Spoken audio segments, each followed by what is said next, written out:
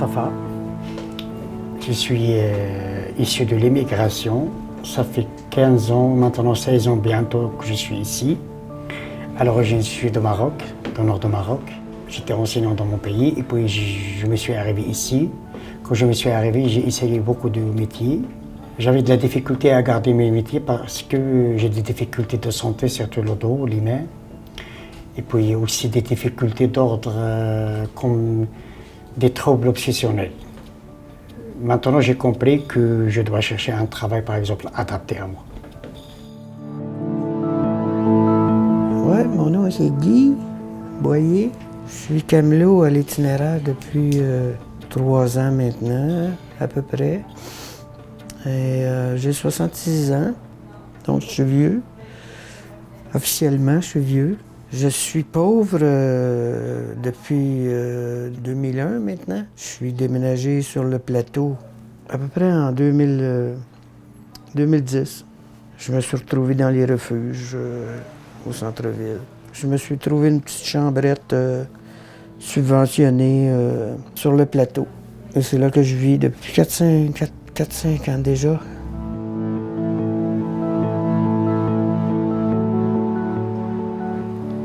Moi, c'est Isabelle Raymond. Je suis camelot-rédactrice pour l'itinéraire, BDS aussi.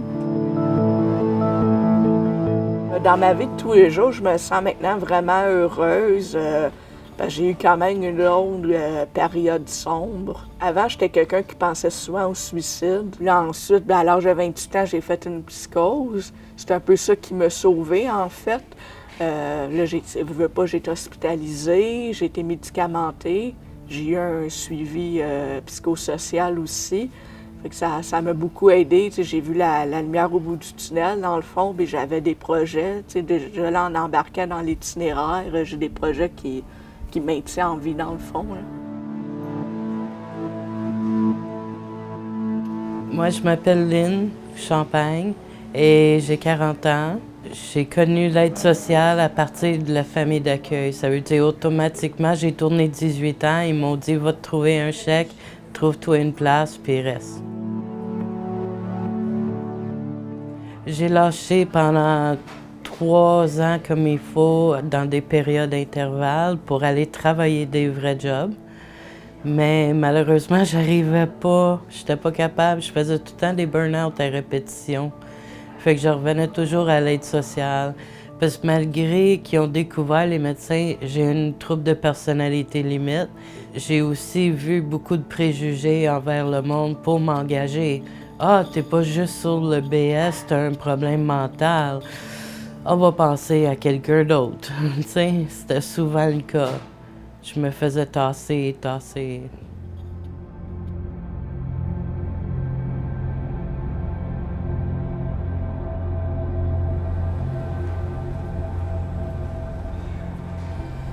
Je me suis retrouvée l'aide sociale à la fin de mon programme de cégep. J'ai eu mon DEC en art plastique.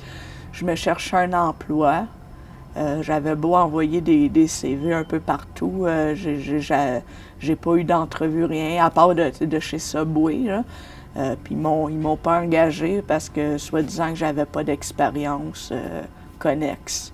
Puis je trouve ça plate parce que qu'est-ce que je me dis, c'est que là, si je peux même pas avoir un emploi en bas de l'échelle, par où est-ce que je commence? Il me semble que c'est la base. Là. Tout le monde devrait avoir un emploi, comme appliqué dans Dollarama. Je trouve que ça donne une claque à l'estime de soi quand on ne veut même pas pour mopper le plancher. Là. En 2010-2011, j'ai fait une sorte de faillite. Et puis, j'ai perdu mon logement. Et évidemment, je recevais de l'aide sociale. Une bonne soupe. Ben oui, avant 2010, j'avais un certain niveau de vie. Mais j'avais connu de la misère avant ça. Mais la rue, jamais. Ni la mendicité, jamais. J'ai beaucoup de difficultés à demander quoi que ce soit, à qui que ce soit. Appelle ça de la fierté ou de l'amour-propre. Ça fait pas partie de mes valeurs. Bon, ben, bon appétit. Hey, Le Kodak, c'est pas supposé être, il n'est pas supposé être là, le Kodak. On va l'ignorer gentiment. C'est beau de te voir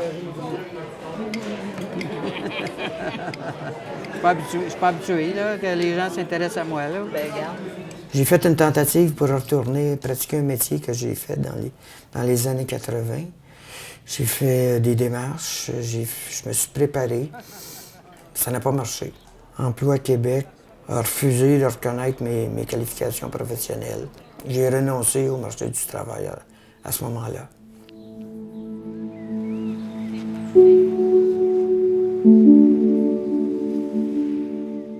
J'ai des troubles à faire des choses simples, comme ce que les gens prennent pour la normalité. Là. J'ai de la misère à planifier, à gérer mes émotions. C'est une maladie mentale que j'ai depuis que je suis née, mais qui n'a pas été issue par les médecins de tout jeune âge. C'était nouveau, ma maladie, pour eux. Ils ne savaient pas comment le gérer.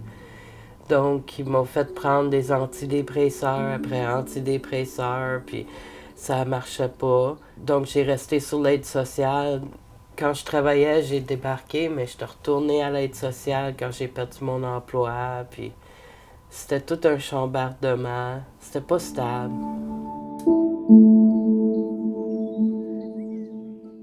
Au début, j'avais jamais reçu l'aide sociale. J'ai passé 7 ans à me débrouiller avec des emplois plus ou moins difficiles. Article de toilette et une casquette. J'ai fait aussi des études. Je suis sorti avec des dettes. Dans une relation matrimoniale, je suis aussi sorti des dettes. Donc, j'ai une dette envers le gouvernement et je perds mes travaux. Donc, la perte des travaux et la dette qui m'a poussé à faire la demande de l'aide sociale. Si vous en avez quelque chose, toujours la couleur bleue. Ah ben là, j'ai plein de couleurs. Peut-être je suis un peu indécis, je vais prendre deux et je vais choisir un peu là. Je me dis toujours que je ne suis pas une personne qui est paresseuse ou feignante, mais j'ai essayé des travaux, j'ai essayé une formation à l'université. La formation à l'université, ça n'a pas marché. J'ai eu un certificat, mais vu que c'était dans un nouveau domaine, le domaine de gestion, moi je ne le connais pas très bien. J'étais toujours dans le domaine de l'éducation. Il y a beaucoup de choses qui peuvent ramener quelqu'un à demander l'aide sociale. Celui-là, je crois, non, parce que j'ai déjà choisi un.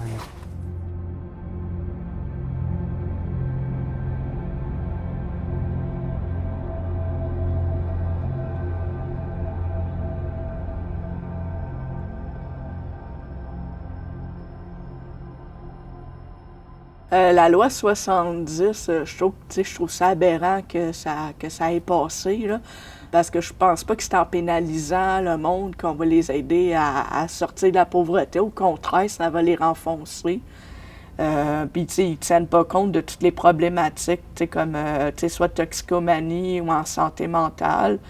Parce que cette loi-là, ça s'applique aussi à ceux qui viennent d'avoir 18 ans. Souvent, il y en a qui ont des problèmes personnels qui ne sont pas réglés, puis paf, trouve-toi du travail tout de suite, tu as 18 ans, sinon, retourne aux études. Quand il y en a, comme par exemple, qui ont des gros conflits familiales, là.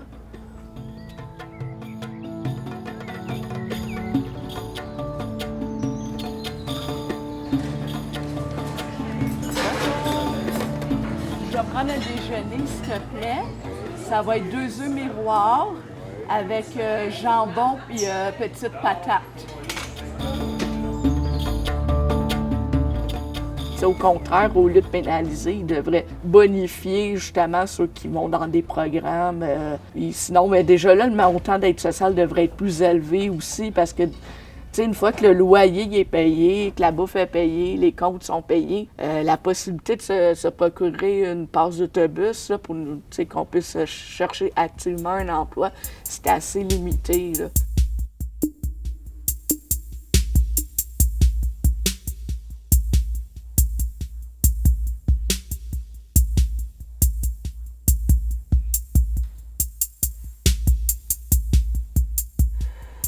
J'arrivais pas à croire qu'il y avait plein de gens comme ça qui réussissaient. Il fallait que je leur demande comment fais-tu pour pouvoir arriver pour le mois. Puis là, ils ont expliqué, il y a des banques alimentaires, il y a des places pour aller chercher le linge, la nourriture, whatever, pas cher. Il faut s'en faire avec si peu. On n'a pas d'espoir d'avoir plus, on n'a que ça. On a notre argent par mois, puis c'est par mois. Hein. Si tu le passes trop vite, c'est dommage pour toi, mais tant pis.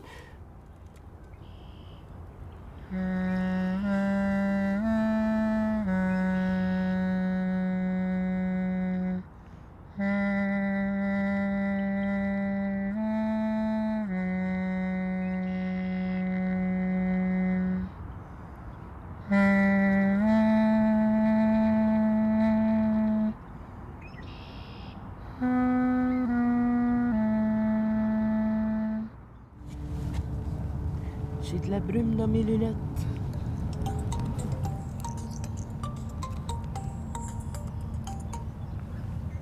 Oui. Ben, je suis en tournage. Ah, je t'aime.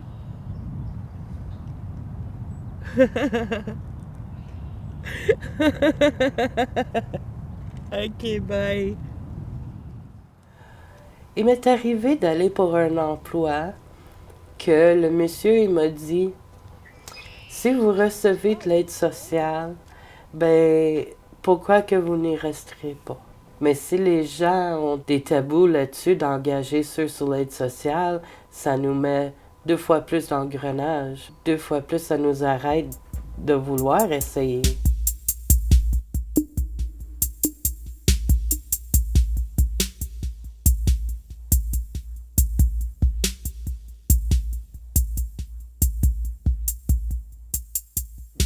Tôt ou tard, un jeune va s'apercevoir que rester à rien faire, c'est pas une vie. Puis on évolue en absorbant des connaissances, surtout quand on est jeune, qu'on a une facilité, de l'énergie. Faut que je le mette ici.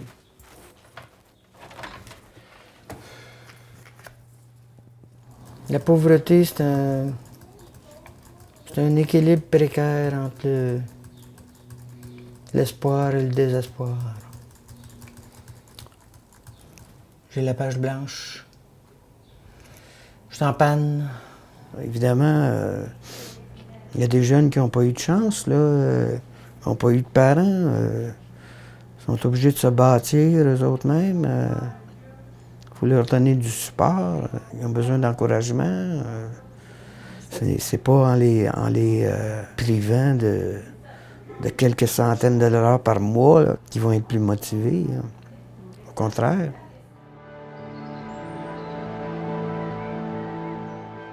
Je pense que plus on parle de pauvreté puis de moyens de s'en sortir, ça peut être juste bon.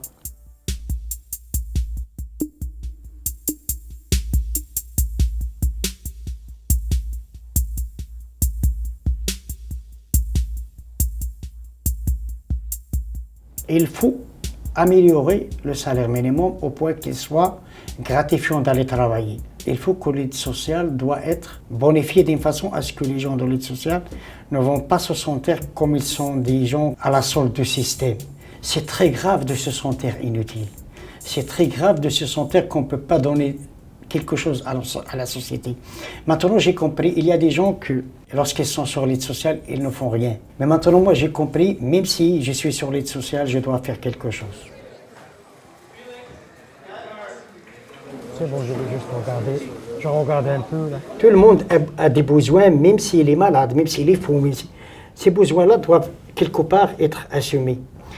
On ne doit pas lier ça avec un travail ou bien une aptitude au travail. C'est sûr qu'ils vont appliquer cette loi maintenant, mais lorsqu'on va couper et on va donner 300 $ à une personne, cette personne-là, elle va être dans la rue. Il faut que les emplois soient des moyens d'épanouissement et pas juste qui est là parce que le système a besoin d'une partie et c'est comme tu es devenu un bolide du système, un petit mécanisme au sein d'un grand système qu'il y ait un grand engrenage qui va te broyer à la fin.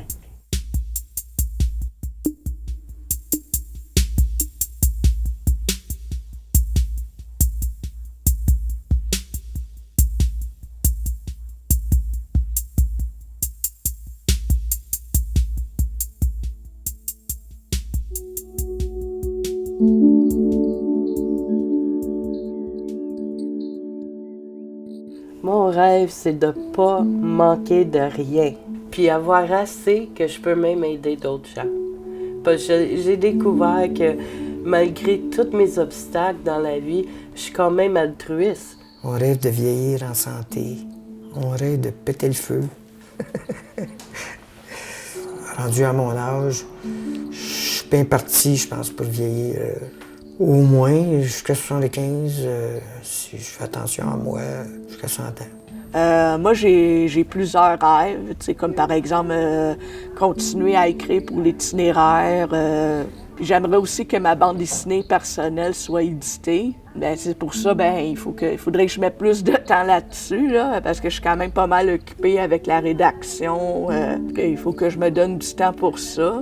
J'aimerais, pour résumer, j'aimerais un travail, un emploi qui va regarder l'être humain en moi et pas seulement un numéro ou bien un employé.